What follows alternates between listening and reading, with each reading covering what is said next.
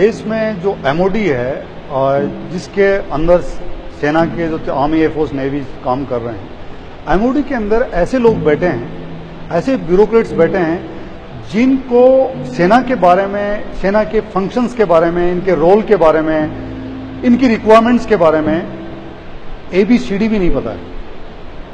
वो किसी कैडर में कहीं IAS रहे हैं, उनके यहाँ आ गए हैं, 2-4 साल के लिए आते हैं। उन जब तक वो समझते हैं तब तक एक तो उनका ईगो इतना हाई है कि उनको लगता है कि जैसे इनको इतनी फैसिलिटी क्यों मिल रही है।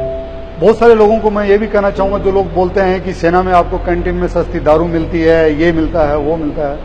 मेरा उन लोगों को एक छोटा सा सुझाव है कि यार, एक आदमी आपके लिए जान अपनी हथेली पे लेके खेल रहा है और आप चिंदी चोर की तरह एक छोटी छोटी बोतलों के लिए ये सामान सस्ता मिलता है, ये 2 रुपए 4 रुपए सस्ते मिलते, क्या बात कर रहे हो यार आप। कैंटीन इसलिए खोली गई थी कि जो सेना का जवान या उसका परिवार जहां पे है उसके नजदीक एरिया में, ताकि अगर वो वहां पे नहीं है वो जाके वहां से सामान खरीद सके, रोजमर्रा की चीजें, साबुन तेल पानी ये खरीद सके। यार, आप हर सैटरडे संडे को आप जाते हो, क्लब्स में जाते हो, पार्टियां करते हो, घर पे एनिवर्सरी मनाते हो, बर्थडे मनाते हो, तो क्या ये कोई दूसरे प्लेनेट से थोड़ना है। सैनिक भी तो इसी समाज के अंदर आपके ही साथी हैं, आपके ही देश के नागरिक हैं, तो इनके घर पे भी फंक्शन तो होते ही हैं। बच्चे, इनका भी बच्चों का बर्थडे होता है, इनकी भी शादियां हुई हुई, इनकी भी एनिवर्सरी होती है। तो क्या एक just for example Delhi cantt में रहने वाला एक जवान या उसकी बीवी क्या जाके गुड़गांव या नोएडा या कहीं साकेत किसी मॉल में जाके सामान खरीदेगा? इतना ही तो इनके पास वक्त है। इनकी ड्यूटी लगती है 15-15 घंटे, थोड़ा सा वक्त मिलता है परिवार के साथ। तो कैंटीन इसलिए खोली गई है कि आसपास जाके अपना सामान खरीद लें। तो आप अपने दिल में अगर किसी को ये लगता है कि कैंटीन में बहुत ज्यादा सस्ता मिल रहा है, तो ये फितूर दूर कर दीजिए। और जो लोग आपके लिए लड़ रहे हैं, दिन रात 24 घंटे आपके लिए खड़े हैं, आपका क्या दिल इतना छोटा हो गया है क्या कि आप कैंटीन जैसी ऐसी छोटी छोटी बातों के ऊपर आप मुद्दे उठा रहे हो? कभी सैनिकों का जो एमओडी वाले हैं उनके राशन कार्ड देते हैं, कभी को नॉन फंक्शनल अपग्रेडेशन है उसके ऊपर रोक देते हैं। जब प्रधानमंत्री ने 1 रैंक 1 पेंशन लागू किया, उसके लिए मैं उनको बधाई देना चाहूंगा, नरेंद्र मोदी साहब को।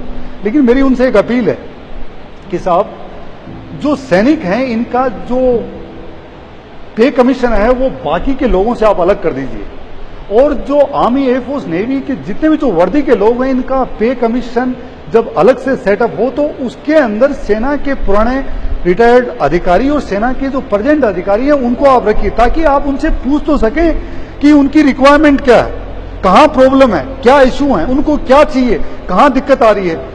एक एमओडी में बैठा हुआ बाबू आता है, सेना की गाड़ी में घूमता रहता है और फिर सेना के हकों को काटता रहता है।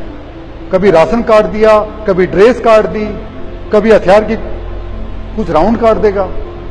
इन लोगों को पूछिए कि कभी आप जाके साल में, मेरी नजर में एमओडी के अंदर सिर्फ वही IAS ऑफिसर होना चाहिए जो कम से कम सेना के साथ 3 साल जिसने फील्ड में काम किया हो, जिसको हकीकत पता हो कि कश्मीर में, सियाचिन में, बारामूला में, शोपियां में चल क्या रहा है। और एक जवान जिसकी बीवी यहाँ पीछे रहती है, जिसका परिवार पीछे रहता है, उसके साथ क्या हो रहा है।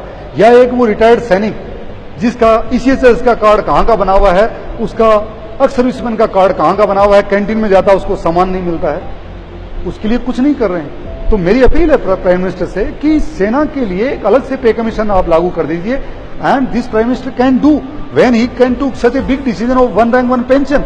तो पे कमीशन का भी इनको डिसीजन लेना चाहिए। लेकिन जो एमओडी में बैठे हुए बाबू हैं वो सेना के हकूकों पे, सेना के हकों पे हर वक्त कैंची लिए बैठे रहते हैं।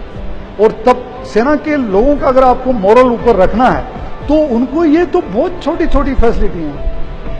एक आदमी जो परिवार से दूर रह रहा है, इतनी हार्डशिप में रह रहा है, अपनी जान के साथ खेल रहा है, परिवार से दूर रह रहा है, और जो सिर्फ 34-35 साल में रिटायर हो जाता है, उसके बाद में सेकंड करियर का ऑप्शन का कुछ पता नहीं है।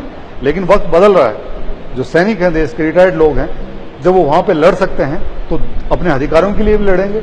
और वक्त पड़ेगा तो जो जनता का जो मानसिक जो एक सोच है सेना के बारे में, वो भी बदलेगी।